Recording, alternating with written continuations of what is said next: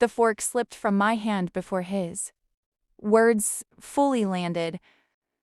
"You'll sign the house over, won't you?" Laughter rippled down the table, tight, rehearsed like a toast to my obedience. The chandelier hummed above us, catching on the wine. Glass trembling near my elbow. I said it, down slow enough for everyone to see. "No," I said. "Shh." The room froze. Someone whispered my name like a warning. My mother's pearls clicked as she turned away. My father's jaw twitched. Then nothing, just the hum of the light and the sound of liquid dripping from the overturned glass onto the floor.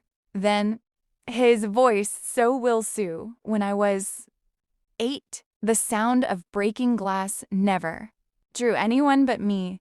Randy would slam a door, a picture frame would fall, and I'd sweep up the shards before our parents came home. He'd call me the cleanup crew and laugh until I smiled, just so he wouldn't stop. That was our rhythm, his noise, my silence. At 12, he crashed my bike into a mailbox. Dad replaced his the same afternoon. Mine stayed bent and rusted at the curb for years.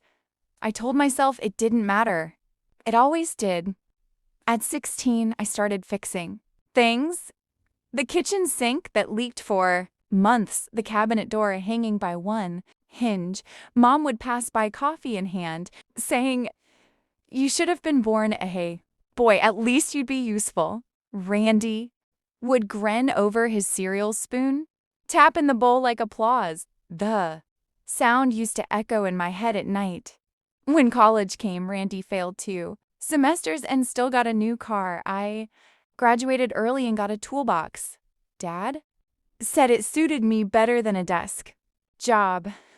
At 25, I stopped expecting fairness. I stopped asking for it. The only person who ever saw me differently was Grandma. She'd sit with me in her garden, pointing out where roots broke the soil just to find light. "You're like that," she'd say. "You don't fight loud, but you grow through concrete." I didn't understand what she meant until she died, and her will was read. Randy got a trust fund. I got her journals. Everyone acted like that was fair. I used the journals to learn how to rebuild what others gave. Upon old furniture, broken walls myself. That's how I found the house in 1920s. Craftsman collapsing into itself. Listed cheap because no one wanted to touch it. I poured everything I had into it, every check, every weekend, every ounce of calm. And every time a wall cracked, I patched it before anyone could see. When my parents visited once, Dad laughed. "You'll burn yourself out fixing that dump." Mom nodded. "At least Raz working on something real." I handed them coffee and mugs I'd made by hand. Neither finished. When they left, I watched from the porch as their car disappeared, the dust rising behind them. The house creaked, but it stood. I told myself that that was enough. I used to think silence kept the peace. That endurance was proof of love. But sitting on the floor that winter night, hands raw from sanding the same step for hours, I realized I'd built a home from everything they said would break me. The wind pushed through the cracks around the window, carrying a faint smell of pine. I pressed my palm against the wooden rail I'd just restored, solid, warm, steady under my skin. Somewhere outside, a dog barked. Inside, only my breathing filled the air. That was the night I stopped waiting for them to see me. The call came on a Wednesday, just before noon. I was sanding the window, frame sunlight spilling in thin, dusty stripes across the floor. The phone buzzed once, twice, and then his voice cut through the static, flat, practiced. "Final. Randy needs that house more than you do if you don't sign it over by Friday, we'll see you in court. The word court echoed through the speaker, like a nail hitting glass. I didn't answer. Paint dust clung to my wrist, glittering under the light. My breath stayed even. He mistook that silence for fear and hung up, satisfied. A few seconds later, the phone lit again. Mom. This time her tone was sharper, thinner. You know what you owe us, Nova. We raised you. Don't make this ugly then. The line clicked dead. The room felt heavier after that. Outside, wind rattled the glass panes. I set the phone down next to my coffee mug and stared at the reflection trembling inside it. It wasn't anger that came first. It was recognition. This wasn't new.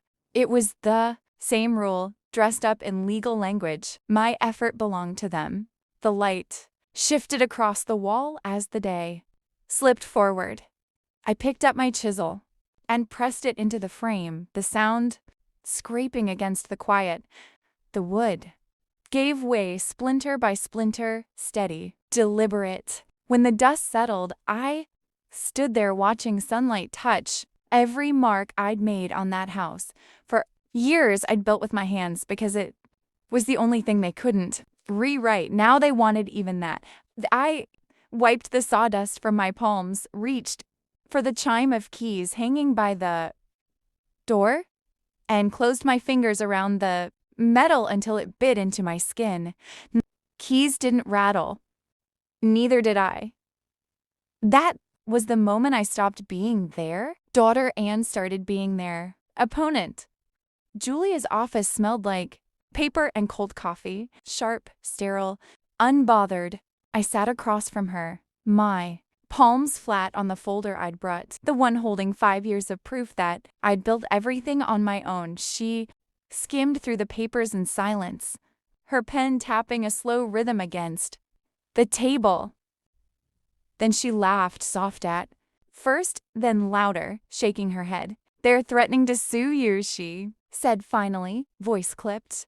For a property you own outright. Her laughter filled the room, light, surgical, cutting through the fear that had been weighing on my chest. It's the call.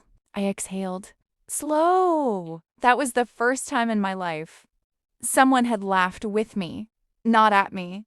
Julia leaned forward. Well, let them strike first, she said. Then we build the case brick by brick. You have documentation. I nodded and opened the folder. Receipts, bank transfers, bills, photos of cracked plaster turned smooth, walls painted by hand. Every image a record of labor. She flipped a page, paused. Keep everything organized. Digital and printed. Chain of evidence matters more than outrage. Her tone was calm, instructional, not pity strategy. That night, I started the quiet work.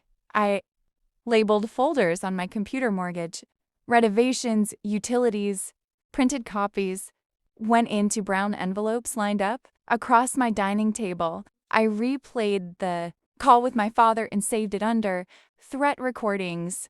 Each click, each label steadied me. At 2 a.m., I sat in the living room surrounded by stacks of paper and the hum of the old radiator. Outside, rain tapped against the window. I stared at the house I'd built, the one they called a waste, and realized I was cataloging not just evidence, but a life. The radiator hissed once, the only sound in the room. A week later, Julia called. They filed. Her voice didn't flinch. Neither did mine.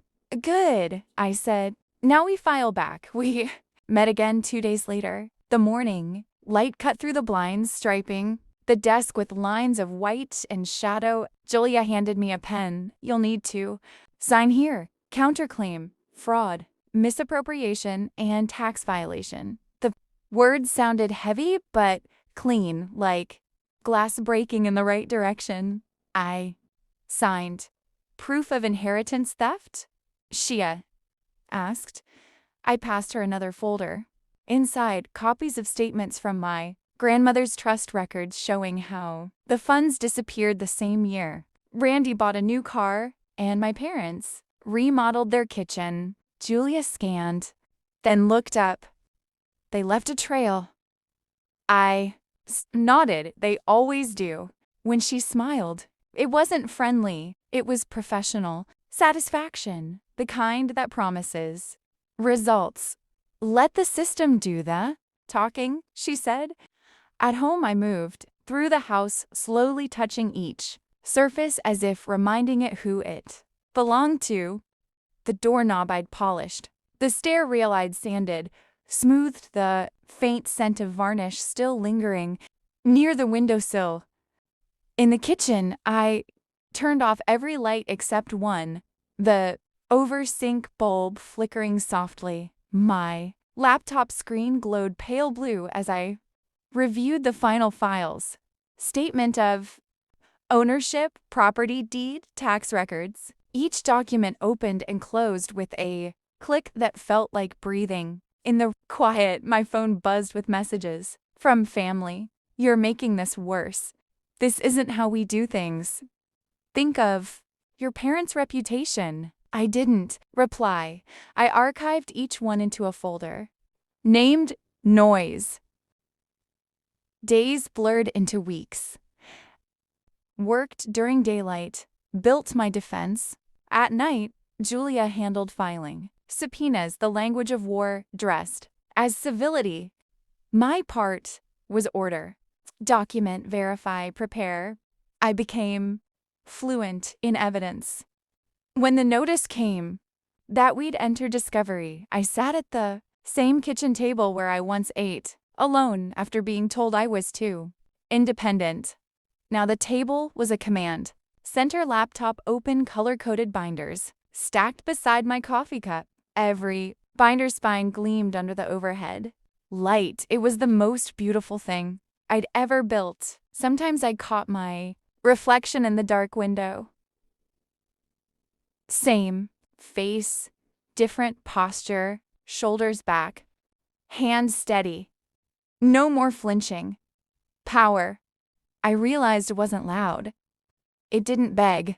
It was the quiet certainty that came from knowing the truth and daring someone to challenge it. One evening, Julia called again. They're panicking, she said, trying to settle.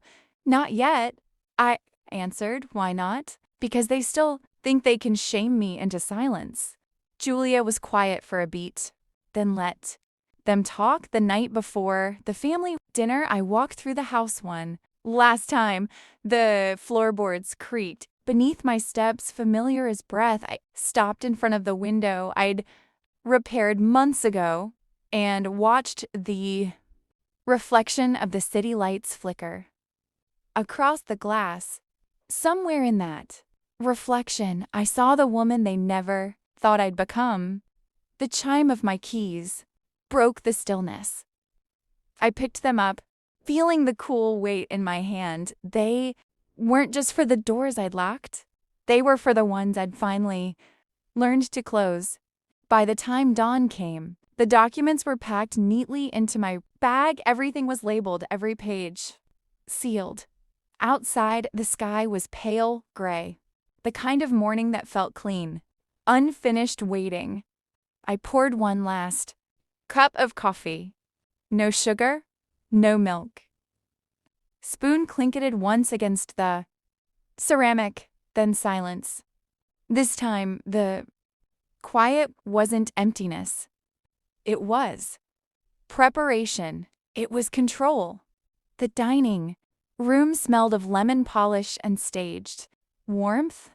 Every chair was full except the one left at the end of the table, the one meant for me. Crystal glasses, folded napkins, the illusion of peace. I walked in with Julia at my side and Carlos a step behind, the soft click of his briefcase locking the air into silence. My mother's eyes were already red mascara trembling at the edges. You came, she said, voice brittle with rehearsed sadness. We thought maybe I'm not here for a scene, I interrupted. My tone didn't rise. It didn't need to. I'm here for a closure. My father cleared his throat, the sound like a gavel. Then let's discuss what you owe the family. Julia's hand brushed the tablecloth, smoothing an invisible wrinkle. Let's, she said, evenly, and set a folder in front of him. The sound of paper against wood was sharper than any word. He opened it, his lips tightened as he read, line by line. His authority thinned. These are, he began, financial records, Julia said, crisp and proof of misappropriated funds, your daughter's inheritance, filed under your name. The room went very still. A fork clattered somewhere near the center of the table. Grace Reyes' fiancé looked up, her face pale. What? Inheritance? No one answered. Julia turned another page. We've also included your tax filings. The IRS might find them creative. My mother's breath hitched. Her hand reached for the wine, glass fingers trembling so hard, liquid rippled. Randy pushed back his chair. This is ridiculous, he snapped. You're twisting everything. I looked at him for the first time that evening. You spent my trust fund, I said, simply, and you helped them try to take my house. That's not twisting. Math, he laughed. A sound cracked by. Fear you can't prove. Carlos slid another envelope across the table. Bank transfers, he said, every cented for. The envelope landed like a verdict. For a moment, no one moved. Then the noise came all at once, voices overlapping, accusations clattering, the scrape of chairs against the floor. Julia stayed seated, calm, pen tapping the folders' edge. When the noise peaked, she spoke softly. You have 48 hours to drop the lawsuit, return the stolen amount with interest, and file amended taxes. Otherwise, we go federal. My father's face flushed deep red. You're bluffin'. Julia didn't blink. We're filing in the chaos drained out of them room, leaving only the hum of the chandelier. I stood the chair legs, screeching softly as I pushed back. I came to give you a chance, I said. Not forgiveness. Grace's voice broke through the stillness. Randy, she whispered, is this true? He didn't answer. She stood up, took off her ring and set it on the table. The small click it made was louder than any shout. My mother began to cry, loud, theatrical. My father stared at the documents as if they might catch fire. Julia gathered the folders neatly, stacking them with clinical precision. Carlos closed his case. I turned toward the door.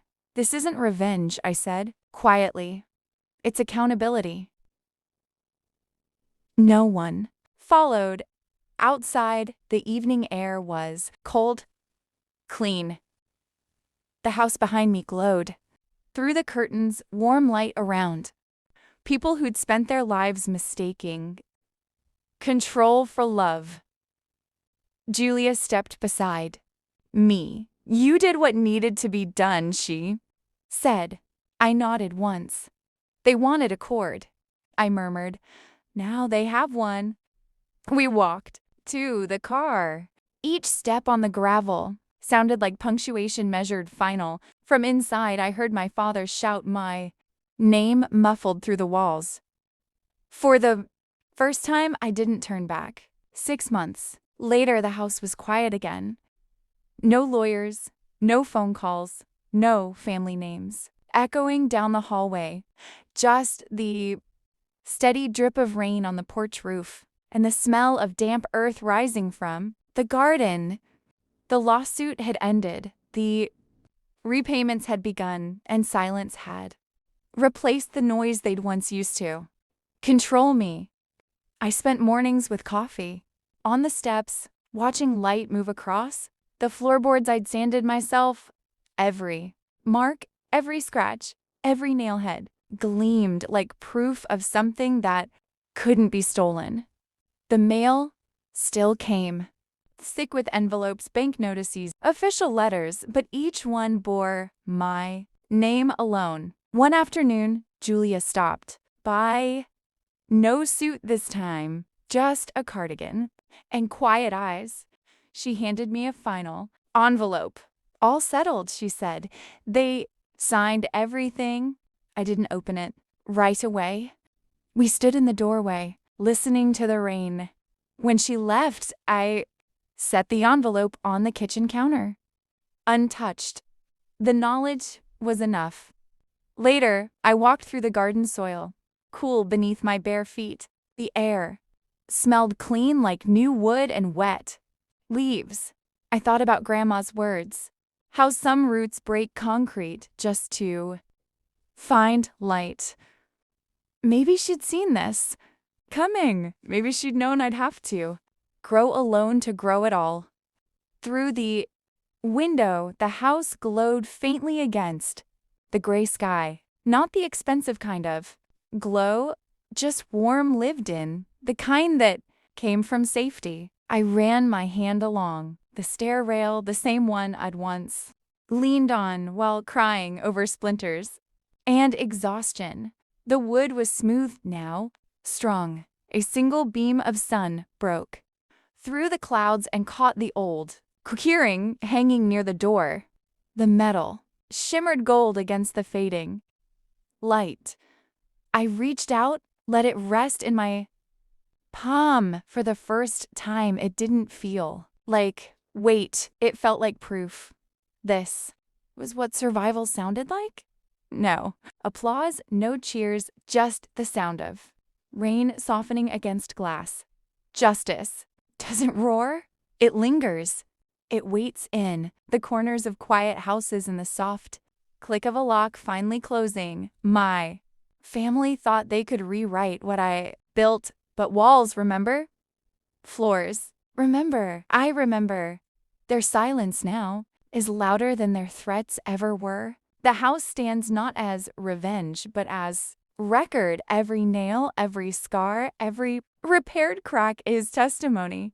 You don't have to shout to reclaim what's yours. You just have to stop opening the door. If this story stayed with you, hit subscribe and stay for more cold, quiet reckonings.